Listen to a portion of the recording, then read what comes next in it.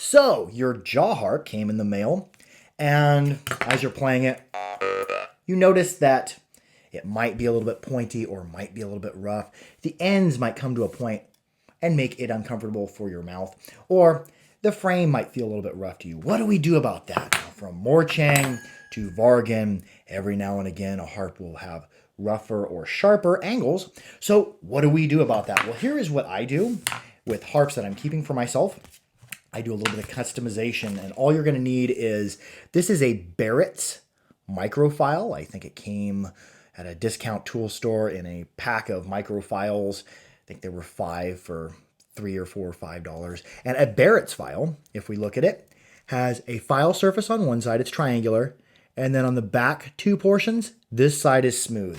This allows us to get in or work around the reed and around the trigger and be just filing on one surface without filing on another. The other thing I recommend is, this is 1000 grit sandpaper. I wouldn't go coarser than that because then you're removing lots of metal and it's very rough. But 1000 grit is very, very fine sandpaper. So let's just come on down here. I've done this to all sorts of jaw harps in my collection. Here is a Glazerin Mongol, and the sides of it, where it's been welded there, are a little bit sharper at an angle. They're not really that rough, but it's a sharper angle. So I'll just take the barrette's file, and the barrette file has 2 smooth surfaces, 1 file surface, and we'll just knock that edge down just a little bit. Just back and forth. I don't use much pressure when I'm doing this. Just back and forth. That'll feel nicer on the lips, a smoother surface. We'll just knock that right off there. And feel along anywhere where your fingers go. If it feels sharp, like right here where your fingers go, I just knock those sharp edges down. Just a little bit of filing, not much. And I don't want to file on this nice pretty surface. I want to keep it filing on the edges where it feels rough for my fingers, like this point right here. Feels a little bit rough. So I'm just going to go back and forth over that. And we're going to wipe it off real good. I would suggest after doing this, you'll notice there's a little bit of metal dust there. Wash it off with warm soapy water, dry it off. I'm just going to use a spray to get it clean. And I'll use a paper towel or a napkin for 3 or 4 different harps because there's all sorts of surfaces on it.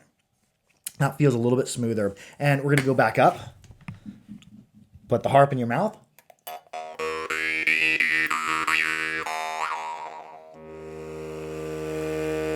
And the harp now feels pretty smooth, but I'm noticing a little bit of roughness left on the trigger. So we'll come back down here, use our barrette file, and I'll just hold the trigger in place and just little bit of filing. Now, if your harps are tuned, this will change the tuning. This will raise it. This is an untuned Vargan.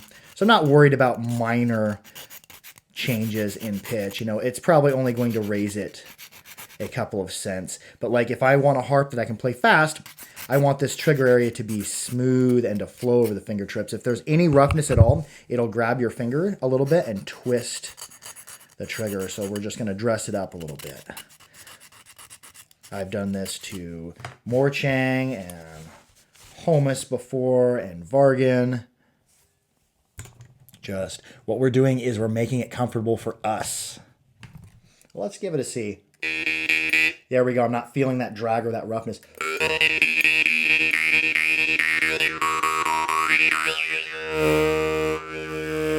There we go. That is some minor smoothing. Now let's come back down here.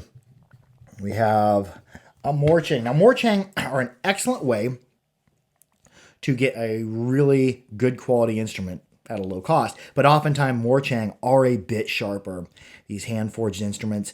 And this isn't even that rough on the corners. It's just a little bit sharper. And the ends especially are sharp. So that's where this barrette file comes in the most handy. We have the 1 file surface and the 2 smooth surfaces. So I can get right next to that trigger area and just knock down any of that sharp point that it comes to. Because they come to a very sharp point. And if that contacts your lip, it can be uncomfortable. So I'm not using much pressure. I'm just going in and around. getting right in. These smooth surfaces allow me to get right next to the reed without filing on it, because we don't really want to file the edges of our reed or trigger. There we go. That's knocked down. Now these other areas, and especially this decoration here, they feel a little bit rougher. So we're just going to go over it with the barrette file just to knock them corners down. Because I don't want any roughness on my lips. I don't want it rough where I hold it. And especially here is where our 1000 grit sandpaper is going to come in handy. Now this is going to make a mess. It's going to turn my fingers black because we're going to be taking off a little bit of metal. Got to pinch it in between my fingers. And this is going to give the harp a nice smooth feel. Now if you have a harp that's highly polished, you probably don't want to take sandpaper to it. But we're actually doing a bit more polishing. And we can see, oh, that feels nice now. I can run my finger along there if I feel a rough spot, like right here where it transitions. Right there, get on that. And that's going to feel much, much nicer on the lips. A little bit of roughness right there. We're just going to give it a little bit of sanding.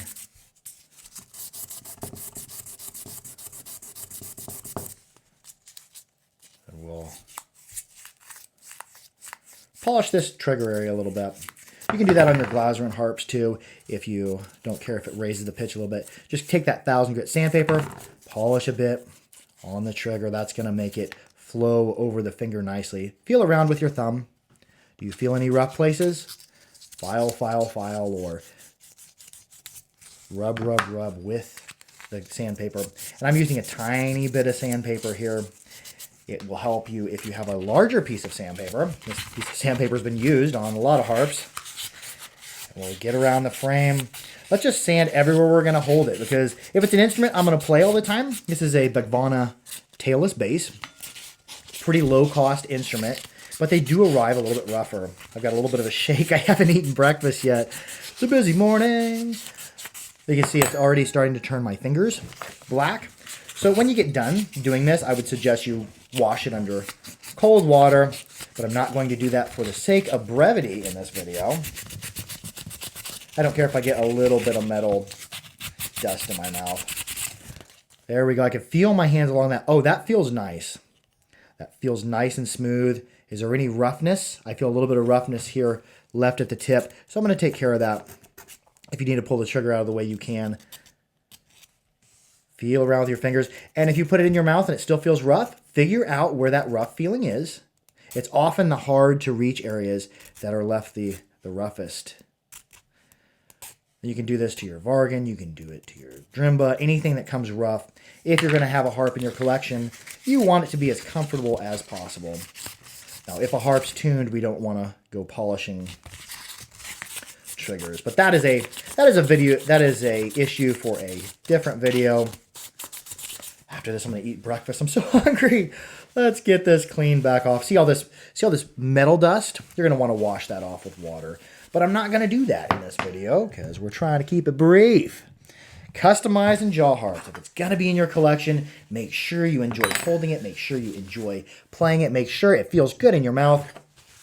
We'll give it a spray. I'm just going to cheat and use the Mighty Mist. Use it to clean my fingers too. Just alcohol-based sanitizer. Smells like mint. We'll see if I can get my fingers clean too. Should I edit all these out? I probably should edit out these middle parts, but I'm not going to because I'm lazy. It's a good morning for singing.